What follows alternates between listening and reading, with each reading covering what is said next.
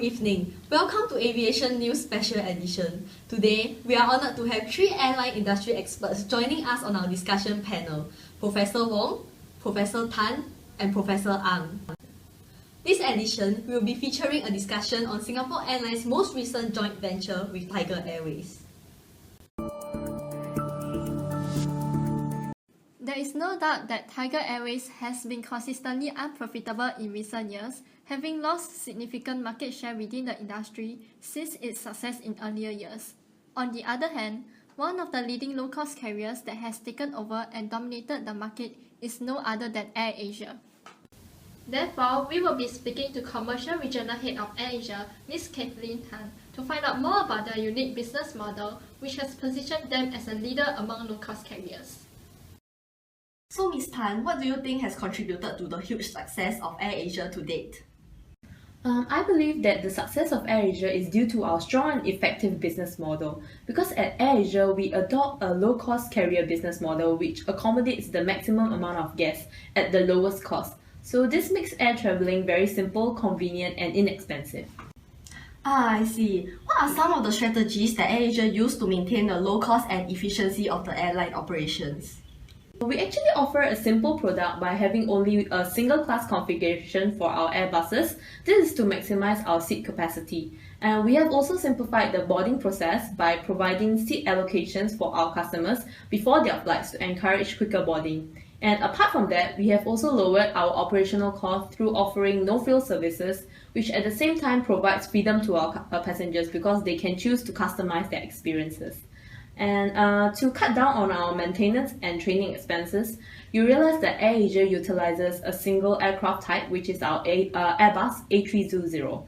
And our business configuration also allows effective utilization of our staff by taking on multiple roles. And our aircraft utilization is maximized to increase total turnover rates in a day. And lastly, we have this lean distribution system, which uses e-tickets to cut down on the distribution expenses. And this has also provided convenience for our customers. Other than being reputed to be a safe and reliable airline, AirAsia has also been well known for its fun and innovative image through its marketing as well. Could you maybe tell us more about how AirAsia has managed to secure its strategic positioning? AirAsia upholds its safe and reliable image by maintaining some of the largest and youngest aircraft fleets in the industry. And most of our airplanes have an average age of around 3 to 4 years. We also work with reputable maintenance providers such as GE Aviation to ensure that our aircrafts are in optimal working conditions. And like what you have mentioned, to establish a fun and innovative image, we make use of many interesting and unique activities in our marketing. And one good example would be having Sir Richard Branson on our flight to serve our CEO, Tan Sri Tony Fernandes, after he lost a bet. And this actually gained us international coverage on the news. With its competitive business model, AirAsia continues to be the market leader within the low-cost carrier industry. This is reporter Cheong Qi-Yun reporting from Aviation News Special Edition. Now that we have understood the business model of AirAsia as explained by Ms. Tan, we would like to invite Professor Wong to provide her analysis of the strengths and weaknesses of AirAsia's business model. So, Professor Wong, what do you think are some of the strengths of AirAsia?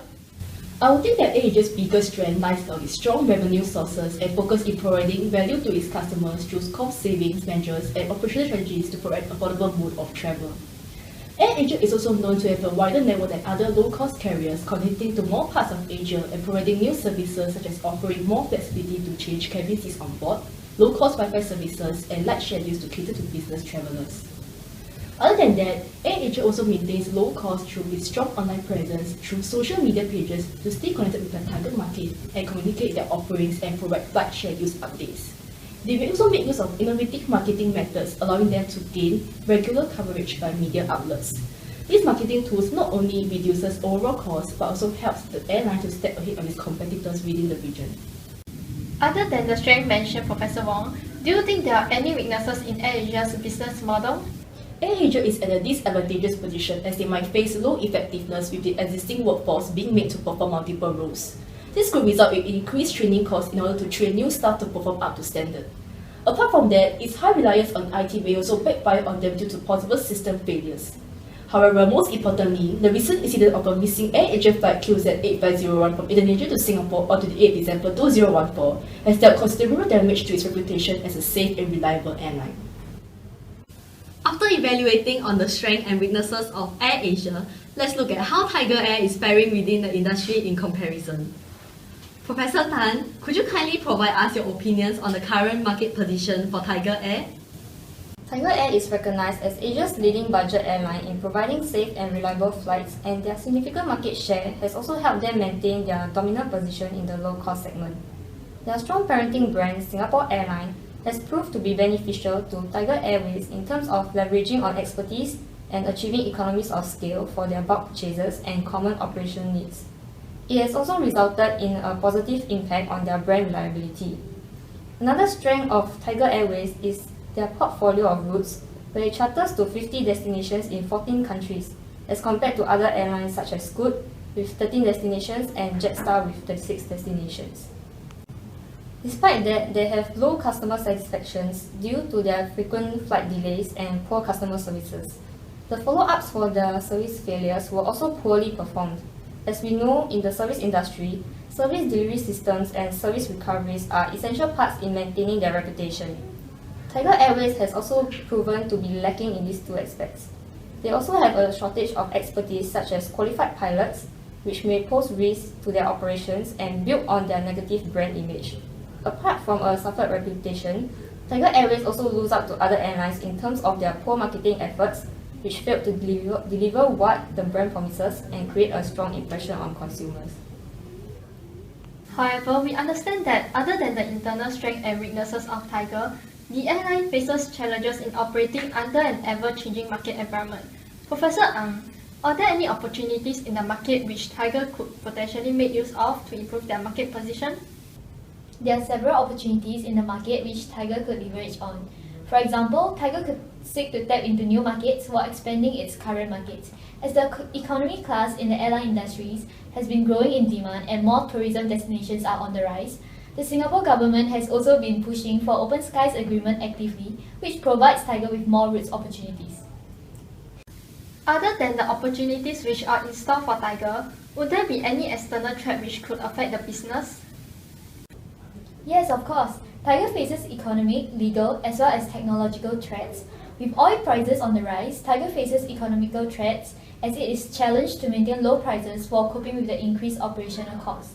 Also, as Tiger has previously failed to meet required operating safety standards, it faces a much higher legal threat to observe its operational conduct. Integrated technology could also prove to be a threat for Tiger if it is unable to afford or keep up with the improved technological innovations in the market. However, generally, Tiger faces threats from the overcapacity within the region, with formidable existing and upcoming rivals such as Jetstar, AirAsia, and rising carriers from Middle East region. After having analysed the business models of both AirAsia and Tiger Airways, Professor Wong, what do you think Tiger Airways could further improve on? As safety is of utmost importance, Tiger has to ensure that its safety procedures and systems are in place in case of any emergencies. Frequent operational checks should also be conducted to ensure that planes are working properly. This will allow Tiger to prevent aviation accidents that could damage the airline's reputation. Tiger should also ensure that all its offerings, such as its advertisements and promotional campaigns, and as well as the operational processes and customer service, are in line with their brand image to form a strong presence in consumers' mind. They should also take note that when hiring cabin crews, they should focus on assessing if their attitude and professionalism can fit into Tiger's company culture, which is to convey warmth and passion in their service. A competitive advantage can be gained from differentiated services, so Tiger Airways should have a prominent concept and strategy to create a lasting impression of their brand or leaving memorable flight experiences. Some examples could be incorporation of theme features such as during festive seasons, or creating memorable personalized experiences such as birthday cake and song for the birthday guest. Tiger Air can also ride on the recent trend of using technology to market themselves, such as using social media. They can step up on their efforts in maintaining their social media sites, such as frequent updates, and engage their customers to better understand about their needs, and also to monitor feedback on their services. This can also help in providing prompt reaction to customers in terms of service recovery system. That was definitely a great discussion session with the best experts in the aviation industry. Now that we are nearing the end of our program, we would like to thank Professor Tan, Professor Wong, and Professor Ang for joining us today. Next up, we will be featuring exclusive interviews with prominent leaders of the airline industry, as well as expert discussions on the forecast for the industry in 2050. Stay tuned for the Aviation News Special next Monday at 6 p.m. Thank you and have a great evening.